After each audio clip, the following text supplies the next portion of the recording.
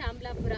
ನಮ್ಮ ಕೆಚ್ಚದೆಯ ವೀರ ಕನ್ನಡಿಗರು ತಂಡದಿಂದ ಎರಗನಹಳ್ಳಿ ಸ್ವಾಮಿ, ತಂಡದಿಂದ ಮಧು, ಹಾಗೆ ಕೊಡಗುವಿಂದ ಕಾರ್ತಿಕ್ ಅವರು ಬಂದಿದ್ದಾರೆ.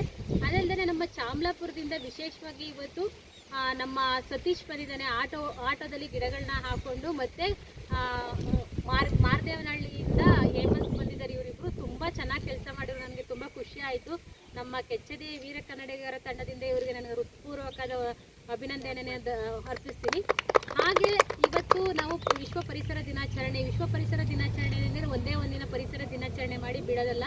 ಯಾಕೆಂದರೆ ನಮ್ಮ ಸರ್ಕಾರಿ ಶಾಲೆಗಳಿಗೆ ನಾವು ಗಿಡಗಳನ್ನು ನೆಡೆಸಬೇಕು ಅಂದ್ಕೊಂಡಿದ್ದೀನಿ. ಯಾಕೆಂದರೆ ಮಂಡ್ಯ ಜಿಲ್ಲೆಯಾದ್ಯಂತ ಹಸಿರು ಅಭಿಯಾನ ಅನ್ನೋ ಒಂದು ಕಾರ್ಯಕ್ರಮದ ಮುಖಾಂತರ ಹೋದ ವರ್ಷ ಕೂಡ 1,000 ಗಿಡಗಳನ್ನು ನೆಟ್ಟು, ಈ ವರ್ಷ ಕೂಡ ಒಂದು 2,000 ಗಿಡಗಳನ್ನು ಸರ್ಕಾರಿ ಶಾಲೆಗೆ ನೆಡ್ತಕ್ಕಂಥ ಒಂದು ಕೆಲಸವನ್ನು ಮಾಡ್ತಾ ಇದ್ದೀನಿ. ಯಾಕೆಂದರೆ ಸರ್ಕಾರಿ ಶಾಲೆಯಲ್ಲಿರ್ತಕ್ಕಂಥ ಶಿಕ್ಷಕರು ಮತ್ತು ಮಕ್ಕಳು ಆ ಗಿಡಗಳನ್ನು ಜೋಪಾನ ಮಾಡ್ತಾರೆ ಅನ್ನೋ ನಂಬಿಕೆಯಿಂದ ನಾನು ಸರ್ಕಾರಿ ಶಾಲೆಯನ್ನು ಆಯ್ಕೆ ಮಾಡ್ಕೊಂಡಿದ್ದೀನಿ.